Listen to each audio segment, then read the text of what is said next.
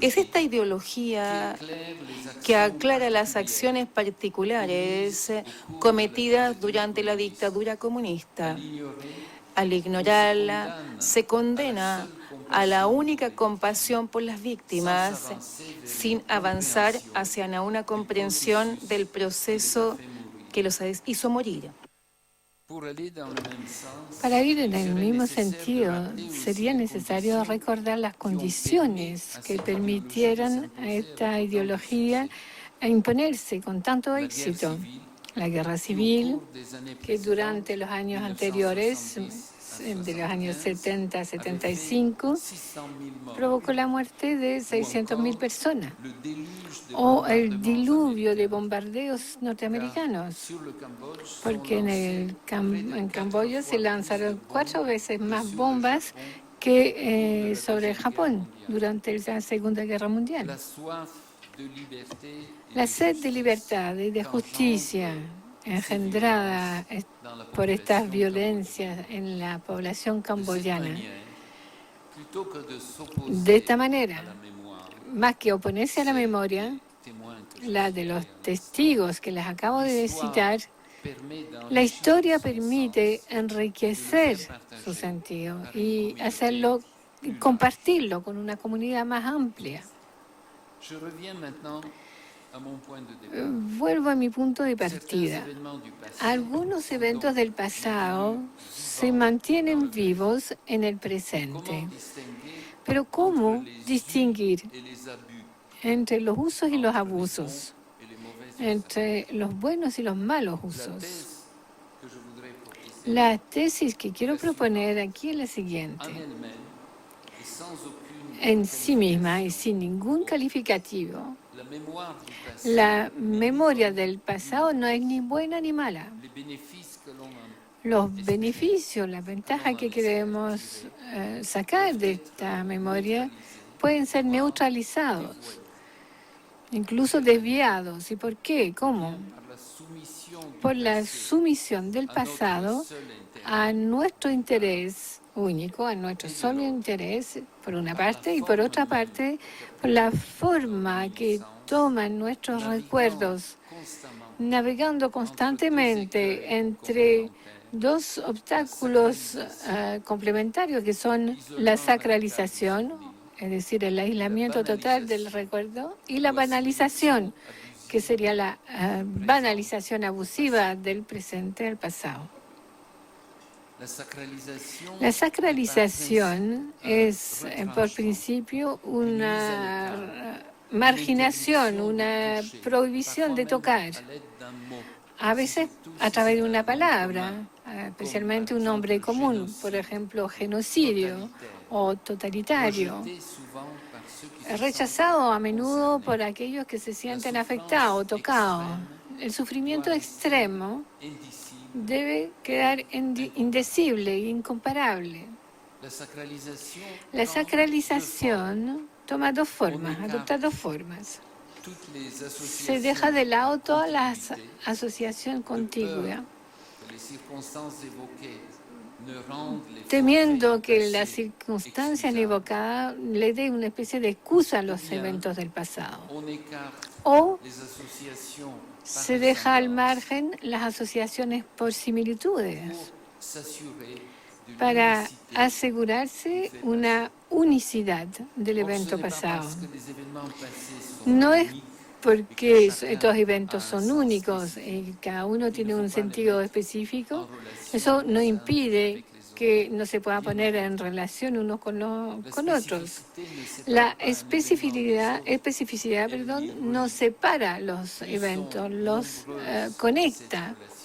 Mientras más relaciones hay, más se afirma la singularidad de cada hecho. Dios es sagrado, pero absoluto y omnipresente, y no particular, en contraste con el hecho que ocupa un tiempo y un espacio únicos. La sacralización vuelve imposible la comprensión. Por lo demás, es uno de los objetivos.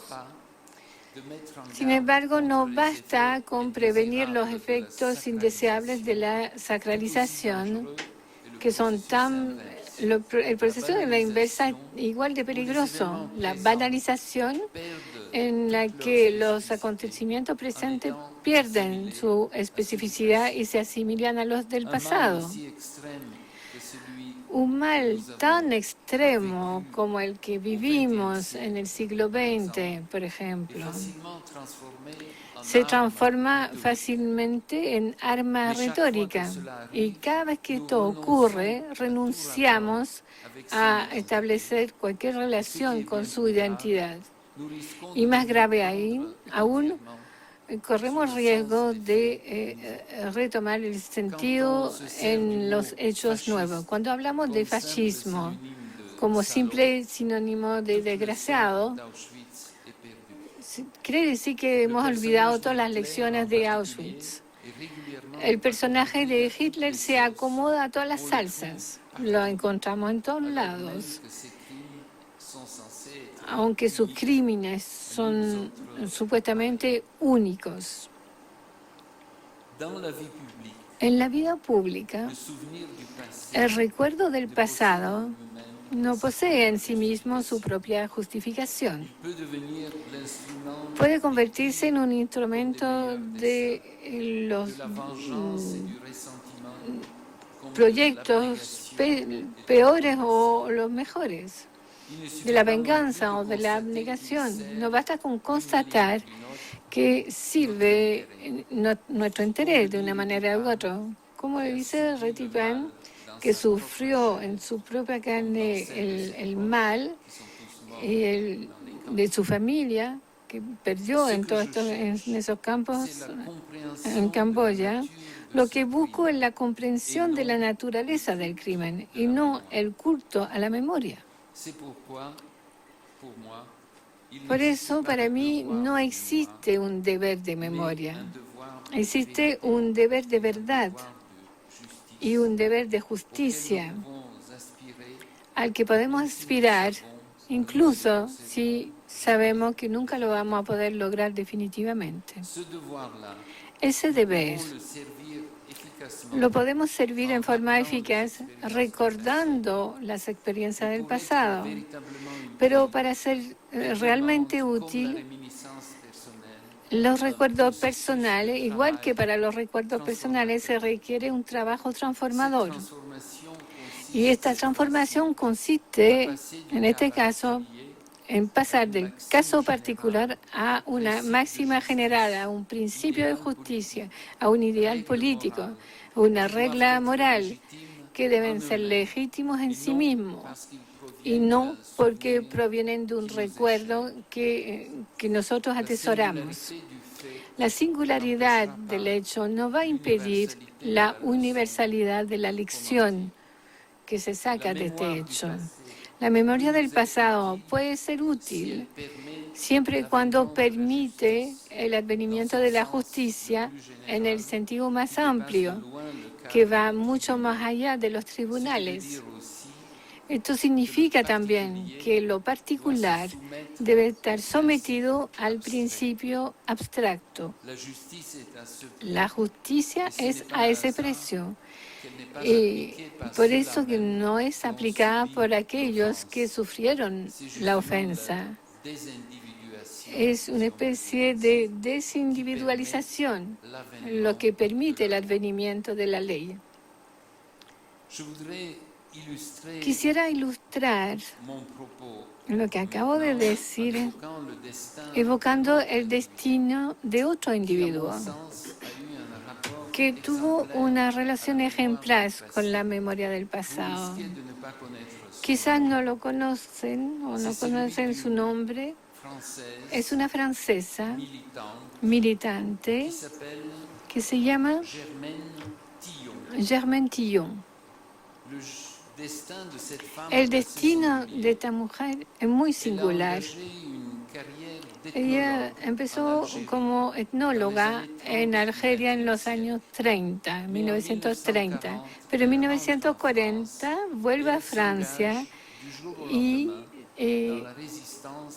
entra en la resistencia contra la ocupación alemana. Fue detenida 2 años más tarde, pasó 1 año en la cárcel, antes de ser enviada a Ravensbrück, un campo de concentración alemán para las mujeres. Se quedó ahí durante 2 largos años y tuvo la desgracia de ver morir su propia madre, que fue detenida al mismo tiempo que ella,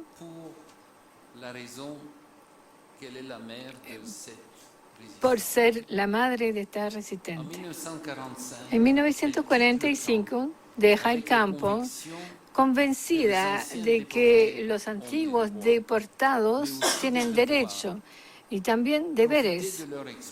Sacar provecho de su experiencia, de su prestigio, para combatir cualquier manifestación nueva del mal, que van a ser necesariamente diferentes, pero siempre comparables. Apenas salió de Ravensbrück, Germaine Tillon se convierte en visitadora de cárceles, donde ya no hay, y hay que recordarlo, los resistentes, sino los colaboradores, es decir, los ex enemigos.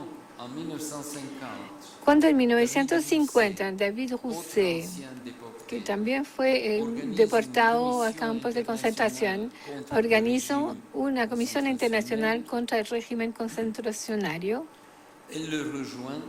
se une a esta comisión y participa en el jurado internacional reunido en 1951 en Bruselas. En el marco de esta comisión, Germaine, durante la guerra de Argelia, que va a estallar poco tiempo después, va a Argelia, investiga los casos de tortura en las cárceles y en los campos franceses. Igual que para los antiguos deportados, que son los más indicados para investigar los campos en la actividad, los antiguos parias de los campos también tienen mucho que decir sobre la miseria de los colonizados. En esas intervenciones en Argelia y durante 8 años que dura la guerra de Argelia, Tillon tiene presente en su espíritu su experiencia de resistente y de deportada. Si las ejecuciones de los combatientes argelianos condenados a muerte como terroristas la hacen sufrir hasta en su propia carne, es porque, dicen de sus camaradas del Museo del Hombre, fueron fusilados en febrero de 1942 a pesar de todo lo que se hizo para salvarlos. ¿Cómo podía esperarse este acercamiento entre la gloriosa epopeya de la resistencia francesa y las acciones terroristas de los independentistas argelinos desorientados contra el Estado francés? Provoca en esta época en Francia la incomprensión, es decir, la indignación. No basta, por lo tanto, con recordar, es necesario ver a qué servirá este recuerdo. La memoria de las derrotas pasadas puede alimentar el espíritu de las revanchas. El de las victorias puede alimentar el pacifismo. Ambos pueden conducir a guerras nuevas. Sabemos que en Francia numerosos hombres vivieron la Segunda Guerra Mundial y las guerras coloniales que continuaron tanto como continuaron unas después de otras. En 1945, muchos antiguos resistentes se comprometen y entran al ejército francés y se encuentran a la cabeza de distintas unidades en Indochina en 1953, en Argelia en 1954. Tienen la impresión de continuar el mismo combate, defender la patria. Están listos a todo, a sacrificio por la victoria.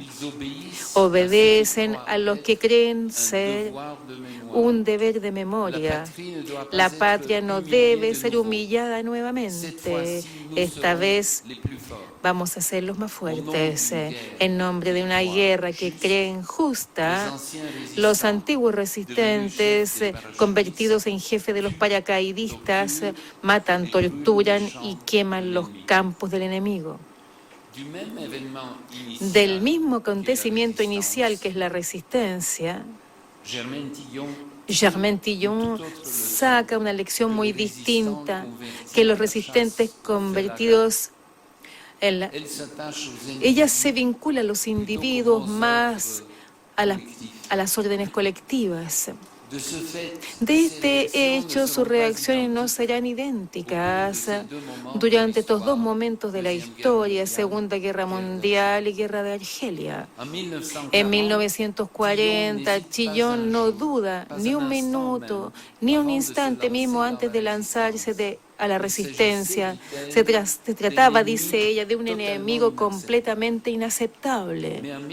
Pero en 1957, frente a los habitantes de Argelia, que sean los pieds noirs o los musulmanes árabes o los bereberes, se siente, dice ella, incapaz de maldecir o de injuriar una categoría alguna, porque los comprende a unos y a otros como cercanos entre unos y otros, llenos de todo aquello que implica sufrimiento. En lugar del enemigo completamente inaceptable, ella ve ahora, como lo dice el título de su libro consagrado a la guerra de Argelia, enemigos complementarios. Y es por eso justamente que durante esta guerra de Argelia ella rechaza elegir a los que hay que salvar, como le recomienda los que dan lecciones habitualmente. Se contenta con proteger y salvar. Salvé, dirá ella, deliberadamente a todos aquellos que pude, argelinos y franceses de cualquier opinión.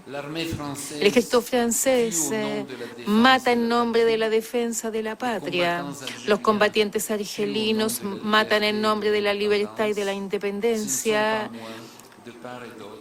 No son ni unos ni otros seres humanos particulares que mueren.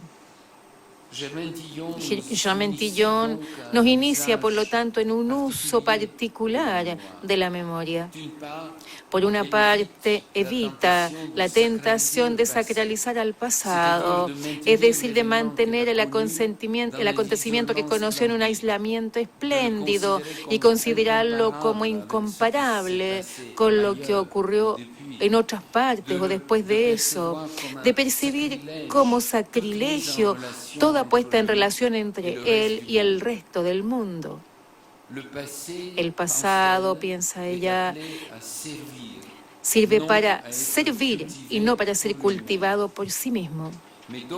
Pero, por otra parte, escapa también a los reveses de la banalización. Los acontecimientos no se repiten, no se puede simplemente proyectar las actitudes del pasado en el presente sin interrogar los grandes principios que deberían siempre guiar nuestros pasos: justicia y compasión.